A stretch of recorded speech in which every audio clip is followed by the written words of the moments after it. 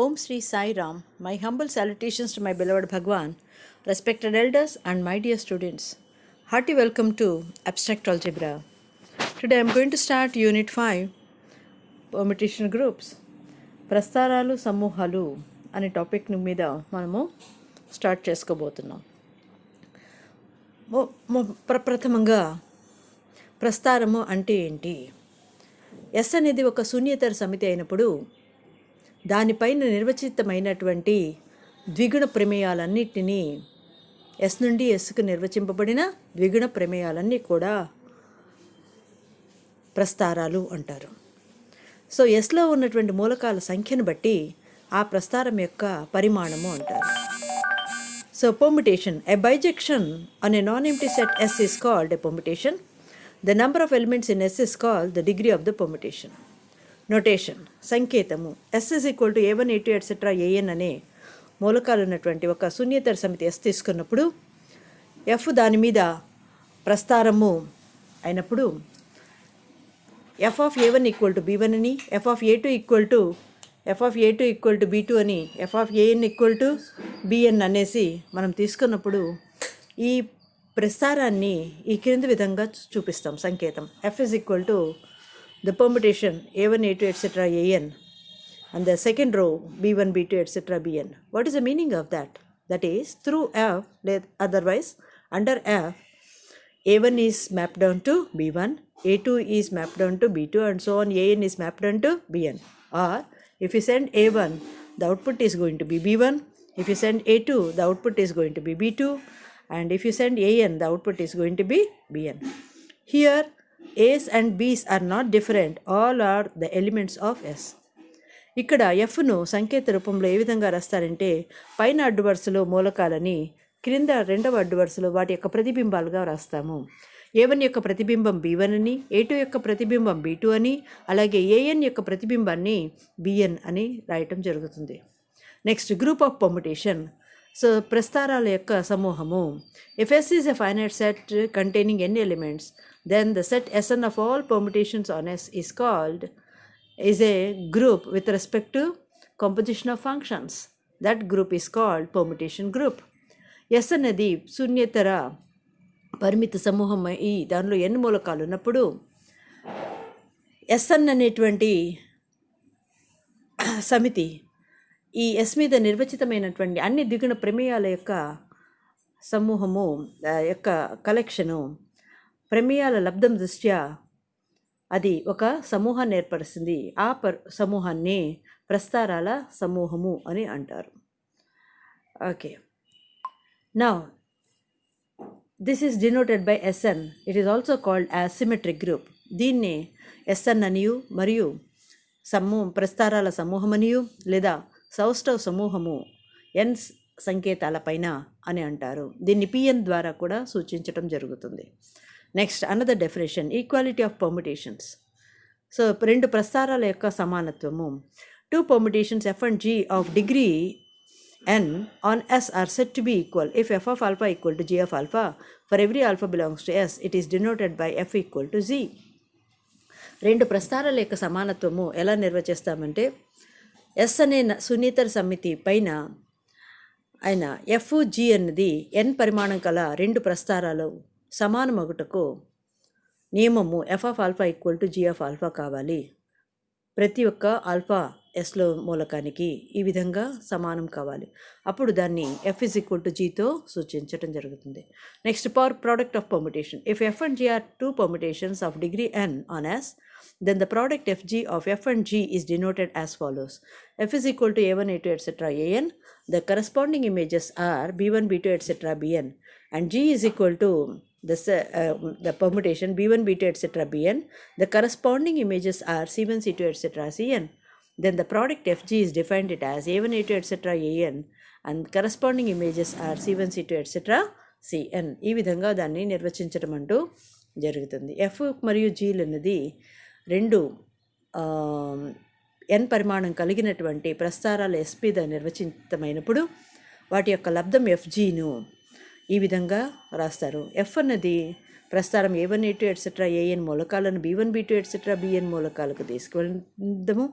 మరియు జీ అనే ప్రస్తారం B1 B2 etcetera B N మూలకాలను C1 C2 ఎట్సెట్రా సిఎన్ అనే మూలకాలకు తీసుకొని వెళ్తున్నప్పుడు ఎఫ్జీ వాటి రెండింటి యొక్క ప్రోడక్ట్ యొక్క ప్రస్తారాన్ని ఎలా నిర్వచిస్తారంటే A1 A2 ఎట్సెట్రా ఏఎన్ మూలకాలను C1 C2 ఎట్సెట్రా సిఎన్ మూలకాలకు తీసుకుని వెళ్ళేటువంటి ప్రమేయంగా దీన్ని రాయటం అంటూ జరుగుతుంది. సో ఈ విధంగా ప్రోడక్ట్ను ఎఫ్జీను నిర్వచించటము జరుగుతుంది. I hope that is clear. Next we are having identity permutation. What is this identity permutation? తత్సమ ప్రస్తారము.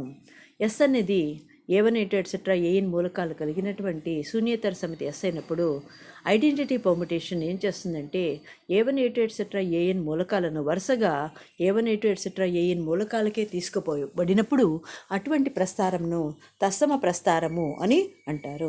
So if S is equal to A1 A2 etcetera A N, then the identity permutation A1 A2 etcetera A N going to A1 A2 etcetera A N is called the identity permutation. Next, inverse permutation, విలోమ ప్రస్తారము. F అన్నది A1 A2 etcetera AN taking to B1 B2 etcetera BN, then F inverse B1 B2 etcetera BN to A1 A2 etcetera AN. So F అన్నది A1 A2 etcetera AN మూలకాలను B1 B2 etcetera BN మూలకాలకు తీసుకువెళ్ళినట్టయితే F inverse అనేటువంటి ప్రస్తారము B1 B2 etcetera B N మూలకాలను A1 A2 etcetera AN మూలకాలకు తీసుకువెళ్ళటం జరుగుతుంది. Next, order of a permutation. So ఒక ప్రస్తారం యొక్క order. So suppose F is a permutation of degree n. The least positive integer m such that f power m is equal to I is called the order of F. F అన్నది ఎన్నో పరిమాణం కలిగినటువంటి ప్రస్తారం అనుకున్నాము. f power m equal to I అయ్యేటట్టుగా ఒక కనిష్ట ధన పూర్ణాంకము m అనేది వ్యవస్థితమైనప్పుడు ఆ mను ఆ ప్రస్తారం యొక్క ఆర్డర్ తరగతి అంటారు. Next, orbits and cycles of permutations. ప్రస్తారాల యొక్క కక్ష మరియు చక్రీయత గురించి మనము ఎప్పుడు నిర్వచించుకుందాం. ఓకే,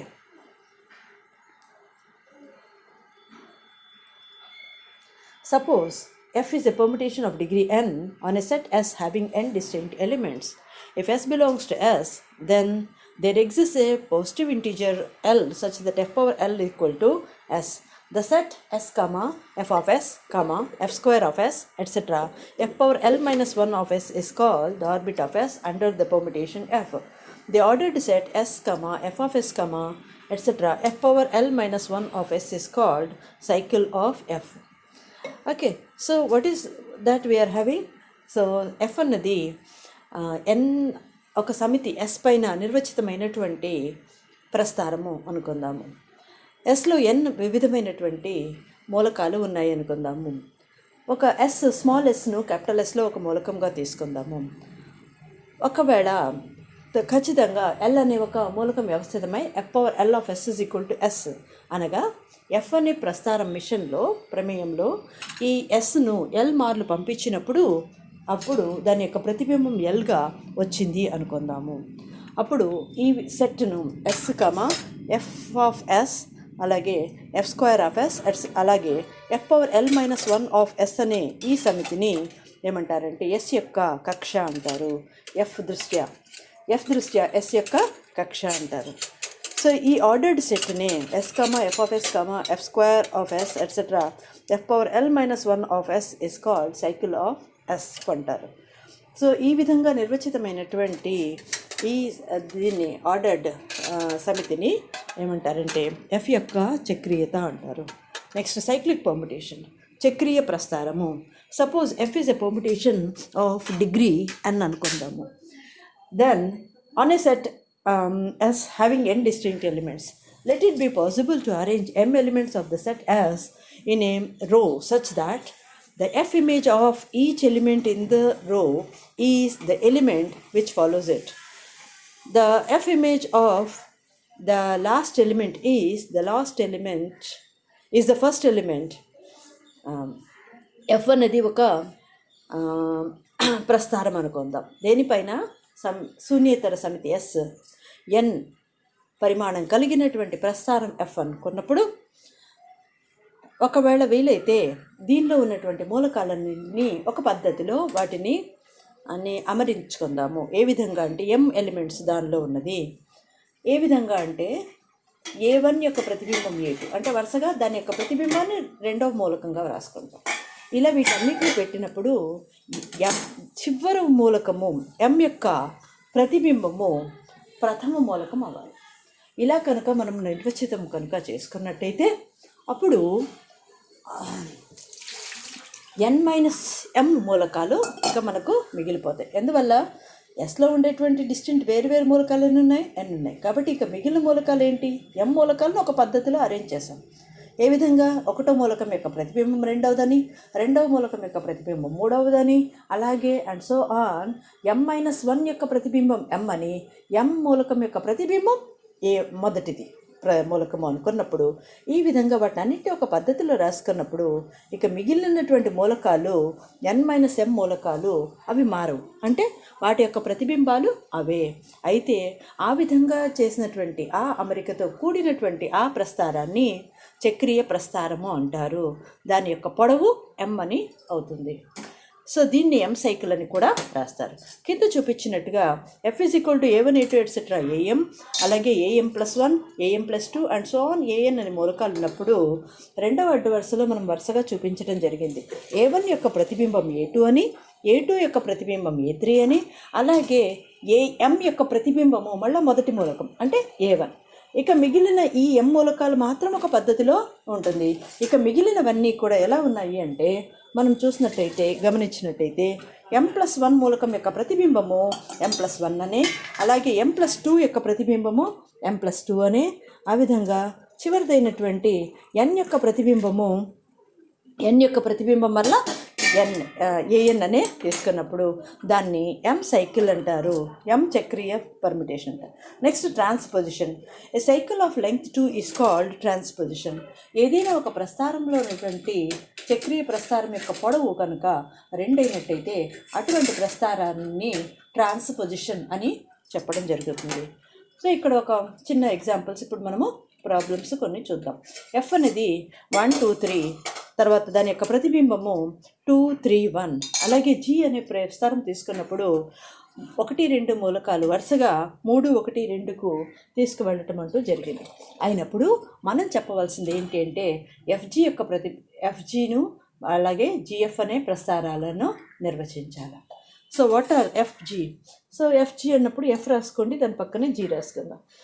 మామూలుగా నేను చేసే పద్ధతి ఏంటి అంటే ఎప్పుడు కూడా ఫాలో అయ్యేది FG(x). చిన్నప్పటి నుంచి మనం నేర్చుకున్నాం. FG(xని ఎలా రాసుకుంటారు? F(g(x) అని రాసుకుంటారు. అంటే G ద్వారా ముందు Xని పంపించి ఆ విధంగా వచ్చినటువంటి ప్రతిబింబాన్ని మరలా F ద్వారా పంపించినప్పుడు ఏర్పడేటువంటి ప్రతిబింబం ఏదైతే ఉంటుందో దాన్ని FG దృష్ట్యా ఏర్పడినటువంటి ప్రతిబింబము అంటారు. సో మనం ఇక్కడ రైట్ సైడ్ కనుక చూసినట్టయితే సో 1 2 3 అన్నది ఉంది. సో 1 2 3 ఇక్కడ దేనికి తీసుకువెళ్ళుతున్నారు? ఇక్కడ అంటే 1 3కి తీసుకువెళ్ళబడింది, ఇక్కడ 3 1కి తీసుకువెళ్ళబడింది. సో ఫైనల్గా 1 అనేది 3కి తీసుకువెళ్ళబడుతుంది.